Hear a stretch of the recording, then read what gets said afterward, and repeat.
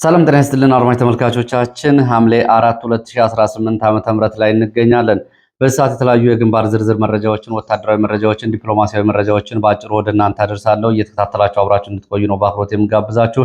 የሰዓቱን ዋና ዋና መረጃዎችና ዘገባዎች እየተከታተላችሁ ሐሳብ አስተያየት ቢኖራችሁ ጥቆማ ዜና@gmail.com ላይ ልታደርሱ ትችላላችሁ። በሰዓት ከያዝኳቸው መረጃዎች መካከል በሱዳን በቅጥረኝነት ከአልቡርሃን ጎን ተሰልፎ እየተዋጉ የሚገኙ የህወሓት ታጣቂዎች የ400 የሚደርሱ ታጣቂዎች የጅምላ መቃብር ተፈጽሟል የሚለውን መረጃ ጨምሮ ሌሎች የግንባር መረጃዎችን ከሱዳንና ከኢትዮጵያ አንጻር እንዲሁም ደግሞ በኢትዮጵያ ውስጥ ያሉ የ24 ሰዓት ዋና ዋና መረጃዎችን ትከታተላላችሁ። አብራችሁ እንድትቆዩ በድጋሚ ጠይቃለሁ። እንግዲህ በዚህ ሰዓት ከያዝኳቸው መረጃዎች መካከል የመጀመሪያው መረጃ የችሎት መረጃ ነው። እንደምታውቁት እንግዲህ በርካታ የህሊናና የፖለቲካ እስረኞች በተለያዩ እስር ቤቶች ውስጥ ይገኛሉ። እነዚህን በተመለከተ በየጊዜው በችሎት መረጃዎችና የችሎት ውሎችን መረጃ እያደረስኳችሁ ቆይቻለሁ። በትላንትናው ዕለት በእነ ዮሐንስ ቧያለው የክስ መዝገብ ስም ዝርዝር የተከሰሱ ተከሳሾች ልደታ ከፍተኛ ፍርድ ቤት ጸረ ሽብር ሁለተኛ ችሎት ከረፋድ 3 ሰዓት ላይ መቅረባቸውን ጠበቃው ለኢትዮ ፎከስ ተናግረዋል። ጠበቃው እነ ዮሐንስ ቧያለው ተለዋጭ ቀጠሮ እንደተሰጠባቸው ተናግረዋል። እንደ ጠበቃው ጨምረው እንደገለጹት ለሐምሌ 17 2018 ዓ.ም ተለዋጭ ቀጠሮ ተሰጥቷል። ዮሐንስ ቧያለው የክስ መዝገብ ስም ዝርዝር የሚገኙ በርካታ ተከሳሾች ላለፉት 2 ዓመታት ያለምንም ፍርድ እስር ቤት ውስጥ እየተሰቃዩ ይገኛሉ። እነዚህ የፖለቲካና የህሊና እስረኞች ለሐምሌ 17 ተለዋጭ ቀጠሮ የተሰጠባቸው በቀረበው እና በምስክሮች ባሰሙት ክርክር ላይ ብይን ለመስጠት ይከላከሉ ወይስ አይከላከሉ የሚለውን ብይን ለመስጠት እንደሆነ ጠበቃው ተናግረዋል። ሐምሌ 17 2018 ዓ.ም የብይን ይሰጣል ነው ያሉት። በቅርብ ያላችሁ እንግዲህ በችሎት ተገኝታችሁ ልትከታተሉ ትችላላችሁ። ወደ ሌላ መረጃ ሲሄድ የአማራ ማህበር በአሜሪካ ያወጣውን መግለጫ ባጭሩ ወደ እናንተ አደርሳለሁ። የአማራ ማህበር በኢትዮጵያ አሁን ያለውን አጠቃላይ ወቅታዊ የጦርነት መረጃዎችን በነገራችን ላይ የሳምንታዊ የጦርነት መረጃዎችን በዚህ ማህበር መግለጫዎች ላይ ልትከታተሉ ትችላላችሁ። ዋሮና አማራ እያሉ በየጊዜው በአማራ የቀጠለውን ጦርነት መረጃዎችን ይፋ ያደርጋሉ። አሁን ያወጡትን ሪፖርት በተመለከተ የተለም አጠቃላይ ሪፖርት ላይ ያሉ ዋና ዋና መረጃዎችን ወደ እናንተ ባጭሩ አደርሳለሁ። ከግንቦት 24 እስከ ሰኔ 24 ለአንድ ወር ያለውን አጠቃላይ ሪፖርት በተመለከተ በአማራና በኦሮሚያ ክልልን ጨምሮ በሌሎቹ በኢትዮጵያ አካባቢዎች በ43 ወረዳዎች በ15 ዞኖች ውስጥ ከፍተኛ የሰብአዊ ጥሰት መመዝገቡን ነው ሪፖርቱ የሚገልጸው። በዚህ የመብት እና የሰብአዊ መብት ጥሰት 495 ሰዎች ጉዳትና ጥቃት ደርሶባቸዋል። 112 ሰዎች ተገድለዋል። 134 የሚሆኑ ደግሞ ቆስለዋል ይላል የማህበሩ ወርሃዊ ሪፖርት። 3 የጾታ ትንኮሳዎች መፈጸማቸውንም የማህበሩ ሪፖርት ያሳያል።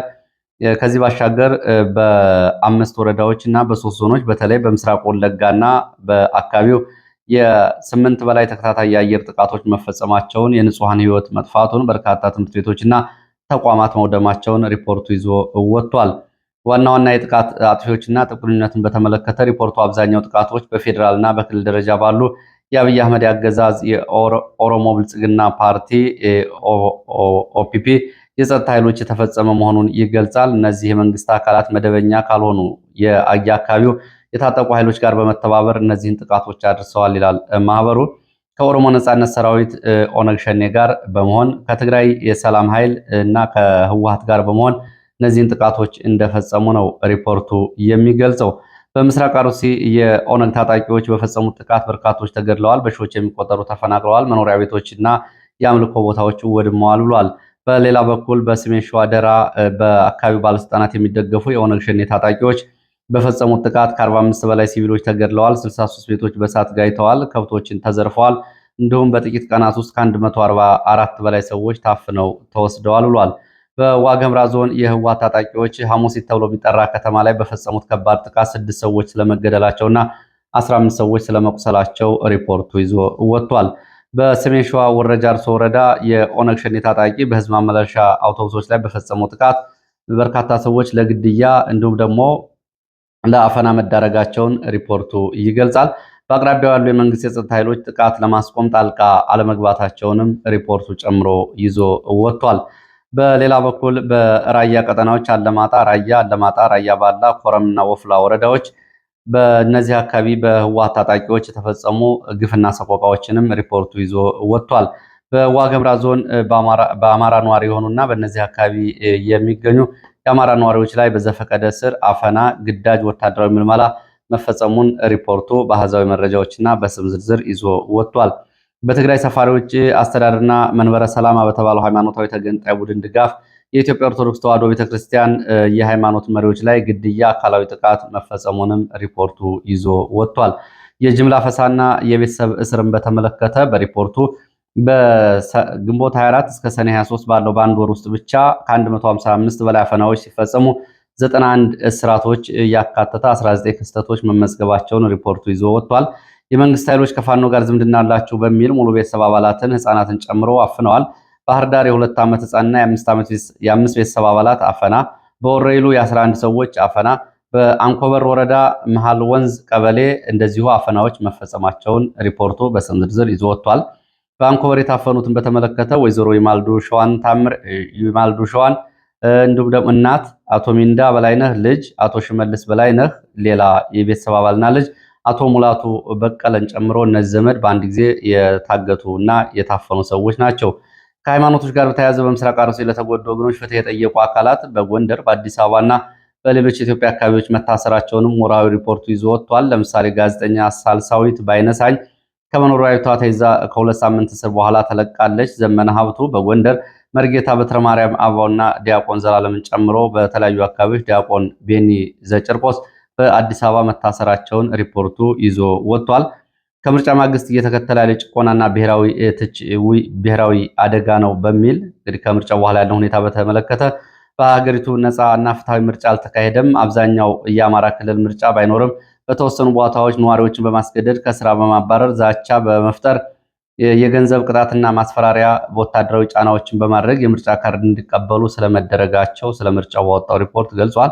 የተቃዋሚ ፖለቲካ አባላት ለሞት ለስር የተደረጉ ሲሆን በሺዎች የሚቆጠሩ የፓርላማ አባላት፣ የሲቪል ማህበረሰብ መሪዎች፣ ጋዜጠኞች መታሰራቸውና የመናገር ነፃነት አለመኖሩን እንደዚሁ ጨምሮ አረጋግጧል። አገዛዙ ያቀረበው ብሔራዊ ውይይት ሂደት የዓለም የሲቪክ ድርጅቶች ቀደም ብለው እንዳወገዙት አሁንም የውሸት ሂደት ነው ሲል ማህበሩ አጣጥሎታል። ዓለም አቀፍ ተቋማት የሚከተሉትን እንዲያደርጉ ጥሪ አቅርቧል። ከነዚህ መካከል ዓለም አቀፍ ውግዘት እንዲደረግና ተጽዕኖ ፈጣሪ የሚባሉ ሀገራት የሰብአዊ መብት ድርጅቶች በኦሮሞ ፕሮስፐሪቲ ፓርቲ ላይ እና በአጋሮቹ ላይ ጫናና ውግዘት እንዲያደርጉ ማህበሩ ጥሪ አቅርቧል። የፋይናንስና ወታደራዊ ገዳም እንዲደረግ እንደዚሁ ጥሪ አቅርቧል። ዓለም አቀፍ አጋሮች ለጦር መሳሪያ ግዥ ሊውል የሚችል ማንኛውንም የገንዘብ ድጋፍ ለአብይ አህመድ እንዳይሰጡ ጥሪ አቅርቧል። ማዕቀብ መጣልን በተመለከተ በኢትዮጵያ ሰላምና ሰብአዊ መብት እንዲከበር ለማድረግ በደል በፈጸሙ አካላት ላይ ያነጣጠሩ የዲፕሎማሲ ማዕቀቦች እንዲጠቀሙና ይህን ጫና እንዲያደርጉ ለዓለም አቀፍ ማህበረሰብ ጥሪ አቅርቧል። ከረጅሙ ሪፖርት ባጭሩ በዚህ መንገድ ወደ እናንተ አድርሻለሁ። ወደ ቆቦና አካባቢው ቀጠና ስንሄድ በቆቦ ከተማ እና በዚህ ወደ አለማጣ ባለው መስመር ላይ ወልዲያ ቆቦ በቆቦ ከተማ ዙሪያ ታይቶ የማይታወቅ ከፍተኛ የጦር ኃይል እየተሰማራና እየተከማቸ መሆኑን የወጡ መረጃዎች ይገልጻሉ። መድፎችና ሌሎች ከባድ መሳሪያዎችን ጨምሮ ከወልዲያ እስከ ቆቦ ባለው አካባቢ በብዛት እንዲሰፍሩና እንዲገቡ መደረጉን የዓይን እማኞች ገልጸው በዚህ በትግራይና በወሎ መስመር ባሉት አጠቃላይ አካባቢዎች የእንቅስቃሴ ገደቦች መጣላቸው ታይቷል። ከትግራይ ክልል የሚመለሱ የህዝብ ማመላለሻ ተሽከርካሪዎች አንድም ተሳፋሪ ሳይጭኑ ባዷቸውን ወደ ቆቦ እየተመለሱ እንደሆነና ወደ ቆቦ ተገደው እንዲመለሱ እየተደረጉ መሆኑን መረጃዎች ገልጸዋል። ካለማጣ አካባቢ ማለት ነው። በመንግስት በቆቦ ከተማው ውስጥና ዙሪያ መጠነ ሰፊ ታጣቂዎችን የማሰልጠን ዘመቻ የጀመረ ሲሆን ከተማዋ በአሁኑ ወቅት በሚሊሻዎች ተጨናንቃ ትገኛለች። ስልጠና የሚካሄደው ለታጣቂዎቹን የገጠር መሬት ደሞዝ ክፍያ እንደሚሰጣቸው በማታለል ነው አዲስ ሚሊሻ ስልጠና እየተደረገ ያለው። አብዛኛው ሚሊሻው እንግዲህ የኑሮ ዋስትና የሌላቸው እና የአካባቢው አርሶ አደሮች ከተለያዩ አካባቢ የተፈናቀሉ ዜጎች በዚህ ስልጠና በግድ እንዲካተቱ ተደርገዋል። እንግዲህ በህዋት ምክንያት ካለማጣ፣ ከባላ፣ ከራያ አለማጣ፣ ከኮረምና ከአካባቢ የተፈናቀሉ ተፈናቃዮች አሁን ወታደራዊ ሚሊሻ ስልጠና እየወሰዱ ነው የሚገኙ ተብሏል። ህገወጥ መሬትና ሽያጭን በተመለከተ ሚሊሻዎች ምንም አይነት ህጋዊ ሰነድም ሆነ ማስረጃ ሳይኖራቸው የአካባቢውን አርሶ አደሮች መሬት በጉልበት በመቀማት ላይ ይገኛሉ። በራያ ቆቦና አካባቢው መንግስት መሬት ሰጥቶናል የሚል ሰበብ የአርሶ አደሩ መሬት በህገወጥ መንገድ ለሶስተኛ ወገንም እየሸጡ ይገኛሉ። ሚሊሻዎች ይህንን መዋቅራዊ ዝርፊያ በቀጥታ ንጹሐን ዜጎችና አርሶ አደሮችን ለከፍተኛ ጥቃት እንዳጋለጠ መረጃ ምንጮቹ ገልጸዋል። ሚሊሻ ታጣቂዎች የዜጎች መኖሪያ ቤቶች ድረስ በመሄድ መሳሪያ ይዘው በመግባት በማስፈራራት ጭምር የአካል ጉዳት እና የገንዘብ ዝርፊያ ፈጽመዋል። መሬታችሁን በግድ ለመንጠቅ በውል የመስማማት ይጠይቃል የሚሉ ሰዎችን የፋኖ ደጋፊ ናችሁ በሚል እያስፈራሩ ከፍተኛ የህይወት አደጋ ላይ ጥለዋል። ይህ እንግዲህ በቆቦ ከተማና በአካባቢው ሚሊሻዎች ከሚፈጽሟቸው በደሎች መካከል ከነዋሪዎቹ የመጣ መረጃ ነው። ወደ ምዕራብ ጎንደር ስንሄድ በምዕራብ ጎንደር ዞን መተማ ወረዳ በደንቢያ እና በሌሎቹ የጎንደር ቀጠናዎች የሌሊት ውጊያዎችና የሽምቅ ዘመቻዎች መደረጋቸውን መረጃዎች ገልጸዋል። በምዕራብ ጎንደር ዞን መተማ ወረዳ ዲብኮ ተብሎ በሚጠራ አካባቢ በሌሊት ወደ ቀጠናው ከተንቀሳቀሰ መከላከያ አድማ ብተናና ሚሊሻ የእግረኛ ኃይል ጋር ለተከታታይ ሰዓታት ከባድ ውጊያ መደረጉን የወጡ መረጃዎች ገልጸዋል። ይህ ወታደራዊ ኃይል ቀደም ሲል ዳስጉንዶ ተብሎ የሚጠራው አካባቢ የተፈጸመውን ድንገተኛ ጥቃት ተከትሎ ወደ አካባቢው የፋኖ ቀጠናዎችን ከበባ ውስጥ ለማስገባት በሌሊት ወደ ዲብኮ ተብሎ ወደሚጠራው አካባቢ የተንቀሳቀሰ ኃይል ነበር። ሆኖም ፋኖ ቀድሞ በደረሰው መረጃና በወሰደው የኃይል አጸፋ ምላሽ የመጣው ኃይል ወደኋላ ለቆ ተመልሷል ነው የተባለው። በዚህ ጥቃት በመንግስት ኃይልም ሆነ በፋኖ ላይ የደረሰው ዝርዝር ጉዳት በውል አልታወቀም። በሌላ በኩል በማዕከላዊ ጎንደር ዞን ምስራቅ ደንቢያ ወረዳ ልዩ ስማቸው ጉራምባ ተብሎ የሚጠራ አካባቢ፣ ፈንጃና ቆብላ ተብሎ በሚጠሩ አካባቢዎች ተከታታይ የሌሊት ሽምቅ ውጊያዎች መደረጋቸው ይታወቃል። በነገራችን ላይ ጉራምባ ተብላ የምትጠራውን ቦታ ብዙዎቻችሁ በታሪክ ታውቋት ይሆናል። ጉራምባ ማለት የአፄ ቴዎድሮስ የ1945 ዓ.ም ድል ካደረጉባቸው አካባቢዎች አንዱ ነው። የጉራምባ ብዙ እንግዲህ የተገጠመለት አካባቢ ነው። በእነዚህ አካባቢዎች የሌሊት ዘመቻዎች ተደርገዋል። ውጊያው የተቀሰቀሰው ከቆላ ድባ፣ ካዘዞ፣ ከጎንደር ዙሪያ ወረዳ የተንቀሳቀሰ መከላከያ፣ ሚሊሻ፣ አድማ ብተና የፋኖ ቀጠናዎችን እና ይዞታዎችን ከበባ ውስጥ ለማስገባት በሌሊት ወደ ቀጠናው መግባቱን ተከትሎ ነው።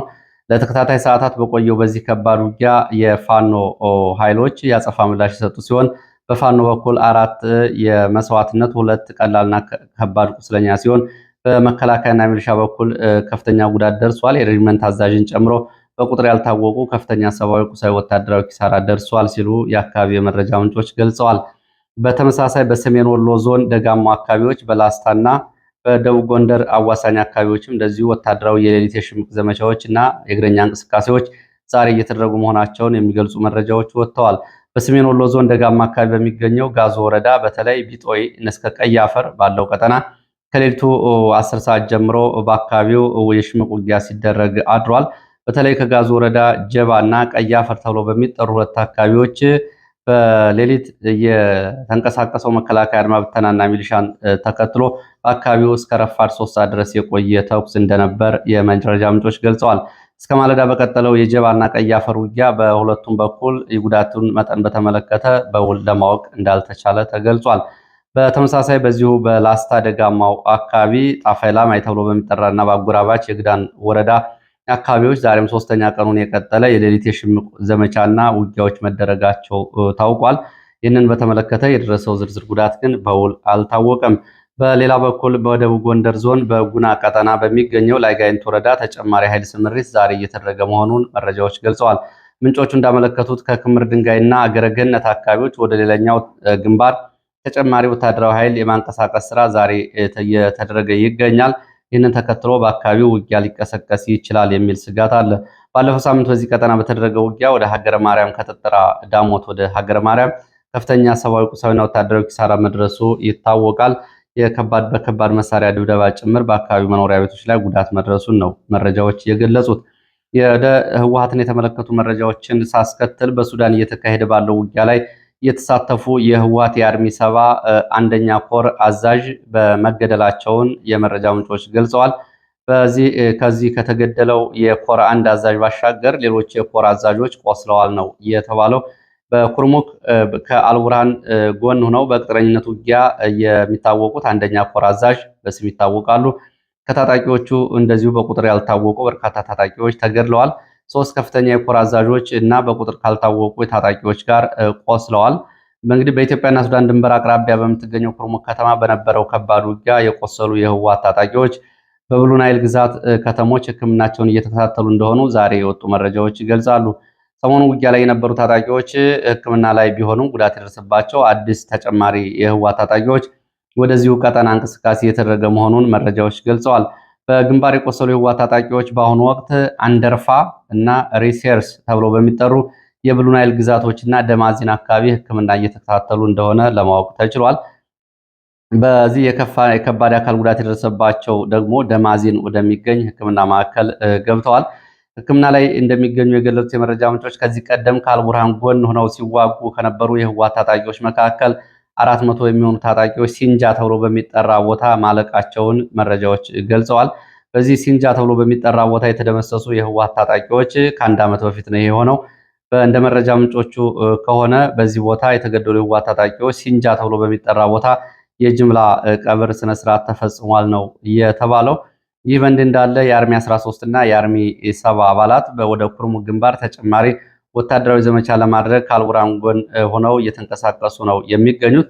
ቀደም ብሎ ወደ አካባቢው ገብቶ የነበረ ወደ ከማሽ ቀጠና የነበረ ለጥናትና ዳሰሳ ገብቶ የነበረ አንድ የህወሓት ኮሎኔል መረጃ መሰረት በማድረግ የመረጃ ምንጮች እንደገለጹት አርሚ 13 እና የአርሚ 7 አባላት ኩርሙክ ቀጥሎ በኢትዮጵያ የከማሽ ዞን ወታደራዊ ቤዝ ጦር ሰፈር ለመያዝ እቅድ አውጥተው በዚህ ግንባር ተሰልፈው ይገኛሉ የሚሉ መረጃዎች ናቸው እየወጡት። እንግዲህ ከአንድ ዓመት በፊት በነበረው ውጊያ በተለይ ካርቱምን ለማስለቀቅ በነበረው ውጊያ ሲንጃ ተብሎ የሚጠራ አካባቢ ከ400 በላይ የህወሓት ታጣቂዎች አልቀዋል። የጅምላ ቀብራቸውን በዚሁ አካባቢ ተፈጽሟል የሚል መረጃ ነው እንግዲህ ዛሬ ከወጡ መረጃዎች መካከል አንዱ። ወደ መቀሌ የሚወስደን መረጃ ላስከትል። በመቀሌ ያለውን ወታደራዊ አፈሳ እና ከዚህ ጋር በተያያዘ እናቶች እየታሰሩ መሆናቸው ታውቋል። በትግራይ ክልል መዲና መቀሌ ከተማ ልጆቻችን ለውትድርና አይታፈሱ በሚል የተቃወሙ እናቶች ጸጥታ ኃይሎች ተይዘው በመቀሌ ከተማ ሰሜን ፖሊስ ጣቢያ መታሰራቸውን መረጃዎች ጠቁመዋል። እናቶች በግዳጅ ወታደራዊ ምልመላ ላይ ተቃውሞ ካሰሙ በኋላ የተለያዩ ዛቻና ማስፈራሪያ ሲደርስባቸው የሰነበተ ቢሆንም ትላንትና ምሽት ከየመኖሪያ ቤታቸው ተወስደው ለእስር መዳረጋቸው ታውቋል። ከእስሩ ጋር ተያይዞም የፖሊስ ጣቢያው ኃላፊዎች የታሳሪዎች ቤተሰቦቻቸው እንዳይገናኙ ልብስና ምግብ እንዳይገባላቸው መከልከላቸውም ታውቋል። ከተያዙት እናቶች መካከል አንዷ ባለፈው በአውቶቡስ ላይ ድንጋይ ስትወረውርና ሕፃን ልጅ ታቅፋ ትታይ የነበረችውም ትገኝበታለች። በአሁኑ ወቅት እናቲቱና ሕፃኑ ምግብና ሕክምና የሚያስፈልጋቸው ቢሆንም ፖሊስ ይህንን ከልክሏል ነው የተባለው። ይህ እንዳለ እንግዲህ የተፈጸመውን እስርና ሰብአዊ አያያዝ በተመለከተ በተለያዩ አካባቢዎች የሚገኙ የትግራይ ተወላጆች እያወገዙ ነው የሚገኙት። እናቲቱና ሕፃኑ ያለ ቅድመ ሁኔታ ሕክምናና ምግብ እንዲያገኙ በሚል ጥሪዎች እየቀረቡ ይገኛሉ። ወደ ሱዳን ያሉ መረጃዎች ሲሄድ በሱዳን ቀጠና ደግሞ የሱዳን መከላከያ ሰራዊት አጋር የሆኑ ኃይሎች ወደ ቻድ ድንበር ማፈግፈጋቸውን ተከትሎ ፈጥኖ ደራሽ ኃይሉ በምዕራብ ዳርፉር የምትገኘውን የኩሉስኩስ ከተማን መቆጣጠሩ ተገልጿል። የኩሉስኩስ ሩቅ ተብላ የምትጠራው ከተማ ዛሬ አርኤስኤፍ የተቆጣጠረው የአልቡራን ጦር ለቆ ወደ ቻድ በማፈግፈጉ ነው። የጋራ ኃይሉ ከተማዋን ነፃ ባወጣው በጥቂት ቀናት ውስጥ ፈጥኖ ደራሽ ኃይሉ አልጄኒያ እና ከሰሜን ዳርፉር ከፍተኛ ቁጥር ያላቸው የጦር ተሽከርካሪዎችን በማንቀሳቀስ መጠነ ሰፊ ጥቃት በመሰንዘር ነው ዛሬ ከተማዋን የተቆጣጠረው። አርኤስኤፍ የሱዳን መከላከያ ሰራዊትና አጋሮቹ ከባድ መሳሪያዎቻቸውን በመያዝ ወደ ቻድ ድንበር ሲያፈገፍጉ አርኤስኤፍ ይህችን ከተማ መልሶ ተቆጣጥሯል። በኡምባሩ እና ቴኒ አካባቢዎች የሚገኙ በሺዎች የሚቆጠሩ የአካባቢ ነዋሪዎች ንብረታቸው እየተቃጠለባቸው የውሃ ማከማቻዎቻቸው እየወደሙባቸው ወደ ጎረቤት ቻድ እየተሰደዱ መሆናቸውንም ከአካባቢ የወጡ መረጃዎች ይገልጻሉ። ሌላው የሱዳን መንግስት አስቸኳይ 90 ቀናት ሰብአዊ ተኩስ አቁምን ወደ ሲቪል አስተዳደር ለማሸጋገር የቀረበው ባለ 5 ምሰሶ የአሜሪካ የሰላም ውሳኔን በተመለከተ እየገመገመ መሆኑን ተናግሯል። በካርቱም የሚገኙ ወታደራዊ መንግስት ከብዙዎቹ ውሳኔ ሀሳቦች ላይ ነጥቦቹ ላይ ስምምነት ላይ መድረሱ ቢገለጽም አሁንም ድረስ መሰረታዊ የሆኑ አለመግባባቶች መፍትሄ አላገኙም ተብሏል። ዋናው የውዝግብ መነሻ የጦር ኃይሎቹ ደረጃ በደረጃ የማስወጣት ሂደት ሲሆን መንግስት ማንኛውንም ተኩስ አቁም ስምምነት ከመፈረሙ በፊት ፈጥኖ ደራሽ ኃይሉ በቁጥጥር ስር ያደረጋቸው የሱዳን ከተሞችን ሙሉ በሙሉ ለቆ መውጣት አለበት በሚል እና አልቡርሃን ቅድመ ሁኔታ አስቀምጠዋል። በተጨማሪም የቀድሞው ገዥ ፓርቲ አባላት ወደፊት የፖለቲካ ውይይት ላይ እንዳይሳተፉ መደረጉም ሌላው አወዛጋቢ ጉዳይ ሆኗል። በእነ አልቡርሃን በኩል የቀረበው ነው። ሌላው የአልወይድ ከተማን የተመለከተው መረጃ ነው። በሱዳን በሰሜን ኮርዶፋን የምትገኘው በከበባ ስር ያለችው የአልወይድ ከተማ የምዕራብና የደቡብ ኮርዶፋን የሚሰደዱ በ10 ሺዎች የሚቆጠሩ አዳዲስ ተፈናቃዮችን እያስተናገደች መሆኗን ዓለም አቀፍ የስደተኞች ድርጅት ገልጿል። ምግብና መጠለያ የለም። ከተማዋ ከአቅሟ በላይ በሆኑ ሰዎች ተጨናንቃለች። ከተማዋ በፈጥኖ ደራሽ ኃይሉ በሶስት አቅጣጫዎች እንደተከበበችና ከፊል ከተማዋ በቁጥጥር ስር በመግባቱ በተደጋጋሚ በሚሰነዘሩ የድሮን ጥቃቶች የነዳጅ ማደያዎች፣ የትምህርት ተቋማት፣ የውሃ መሰረተ ልማቶች ከፍተኛ ጉዳት ደርሶባቸዋል። በዚህ ምክንያት የምግብ ዋጋ በከፍተኛ ሁኔታ በመናሩ በርካታ ተፈናቃይ ቤተሰቦች ሕይወታቸው አደጋ ላይ ወድቋል፣ ከውሃና ከጥሬና ከዱቄት ርቀዋል ሲል የተባበሩት መንግስታት ድርጅት ጥሪ አቅርቧል። ይህ በእንዲህ እንዳለ በሱዳን በተለያዩ ግዛቶች ውስጥ የተቀሰቀሰው አስከፊ የኮሌራ ወረርሽኝ እስካሁን 114 ሰዎችን መግደሉን እና በዚህ ምክንያት በርካቶቹ ለህመም መዳረጋቸውም ታውቋል። የሞት ምጣኔው እጅግ አሳሳቢ ደረጃ ላይ መድረሱን የተባበሩት መንግስታት ድርጅት የጤና ድርጅት ገልጿል።